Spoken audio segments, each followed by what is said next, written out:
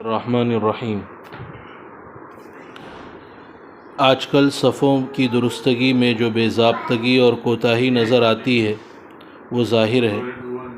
اس کی وجہ یہ ہے کہ ہم نے صفوں کو سیدھا کرنے کو ایک غیر اہم اور معمولی کام سمجھ رکھا ہے، حالانکہ اس سلسلے میں بے شمار احادیث منقول ہیں جن میں اس کے اہتمام کی سخت تاکید اور فضائل کے ساتھ اس کے ترک پر زجر اور شدید وعید بھی وارد ہے۔ اسی حکم کے پیش نظر احناف سمیت اکثر ائمہ کے نزدیک صفوں کو سیدھا کرنا سنت مؤکدہ ہے اور بعض علماء کے نزدیک واجب ہے، حتیٰ کہ ابن حزم ظاہری کے نزدیک فرض ہے۔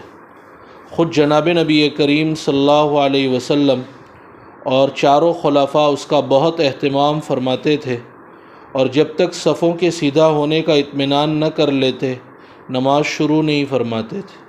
اور حضرت عمر و عثمان رضی اللہ تعالی عنہما کے متعلق تو یہاں تک منقول ہے کہ انہوں نے اس کام میں اپنے تعاون کے لیے کچھ مخصوص افراد مقرر کر رکھے تھے، جب وہ آ کر اس کی اطلاع دیتے کہ صفیں سیدھی ہو گئی ہیں تب وہ نماز شروع فرماتے تھے۔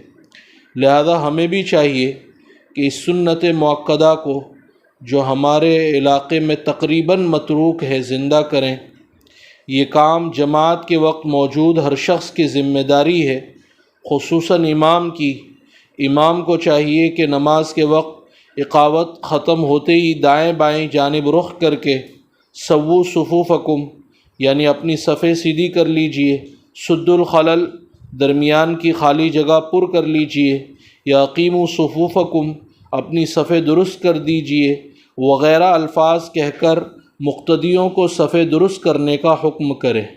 اور بعض علماء نے لکھا ہے امام پر صفوں کو سیدھا کرنا واجب ہے اور چھوڑنا مکروہ تحریمی۔ چنانچہ عرب میں اکثر جگہ اب بھی یہی معمول ہے، اور نمازیوں کی تعداد زیادہ ہونے کی صورت میں کچھ دوسرے حضرات کا تعاون لے کر بھی اس کام کو انجام دیا جا سکتا ہے۔ عجب نہیں کہ مساجد میں ہماری یہ صفوں کی درستگی آپس میں ایک دوسرے کے خلاف صف آرائی کے لیے سد باب بنے۔ چنانچہ مسلم شریف میں روایت ہے، حضرت ابو مسعود انصاری رضی اللہ تعالیٰ عنہ نے خیر القرون کے دور میں جب صفوں کو سیدھا کرنے میں لوگوں کی ذرا کوتاہی دیکھی تو پہلے ان کو اللہ کے رسول صلی اللہ علیہ وسلم کا ارشاد سنایا کہ صفوں میں ایک دوسرے کے برابر ایک سدھ میں کھڑے رہو، آگے پیچھے کھڑے نہ رہو، ورنہ تمہارے دلوں میں عداوت اور اختلاف پیدا ہو جائے گا۔ پھر ابو مسعود انصاری نے تنبیہ فرمائی، فَأَنْتُمُ الْيَوْمَ أَشَدُّ اخْتِلَافًا کہ تم میں آج جو شدید اختلاف پایا جاتا ہے اس کی وجہ یہ ہے کہ تم نے صفوں کو سیدھے کرنے کا اہتمام چھوڑ دیا۔ نیز فتنوں کی جو بھرمار ہو رہی ہے اس سب کی وجہ بھی یہی ہے۔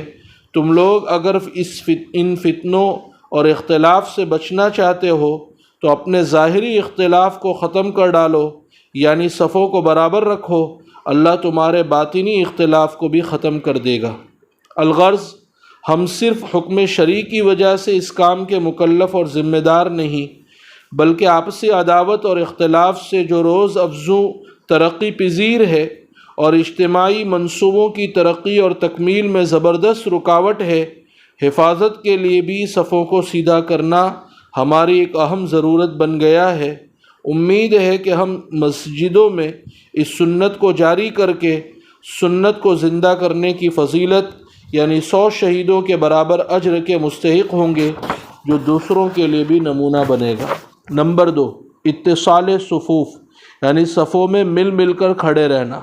اس کی بھی بڑی تاکید وارد ہوئی ہے۔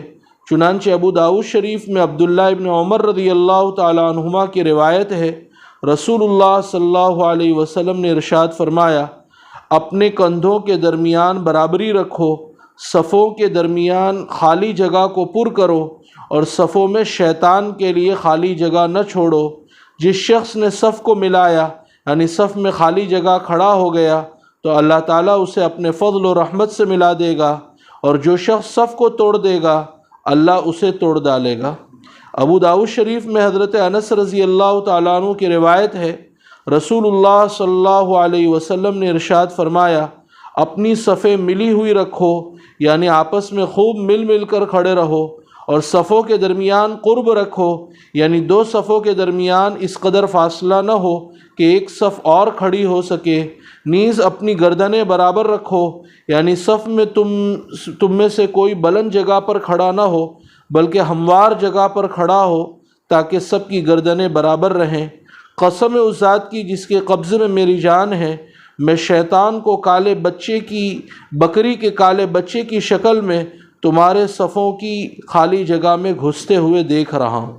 مسلم شریف میں حضرت جابر ابن سمورہ کی روایت ہے، رسول اللہ صلی اللہ علیہ وسلم نے ارشاد فرمایا، تم لوگ نماز میں اس طرح صف کیوں نہیں باندھتے جس طرح فرشتے اللہ کے حضور صف باندھتے ہیں؟ ہم نے عرض کیا، یا رسول اللہ، فرشتے کیسے صف باندھتے ہیں؟ فرمایا، اگلی صفوں کو پوری کرتے ہیں اور صف میں بالکل خوب مل مل کر کھڑے ہوتے ہیں۔ ہمیں بھی اسی طرح صف بنانی چاہیے۔ اللہ توفیق عمل سے نوازے۔ سبحان اللہ بحمدہ، سبحانک اللہم وبحمدک، ونشہد ان لا الہ الا انت، نستغفرک ونتوب الیک۔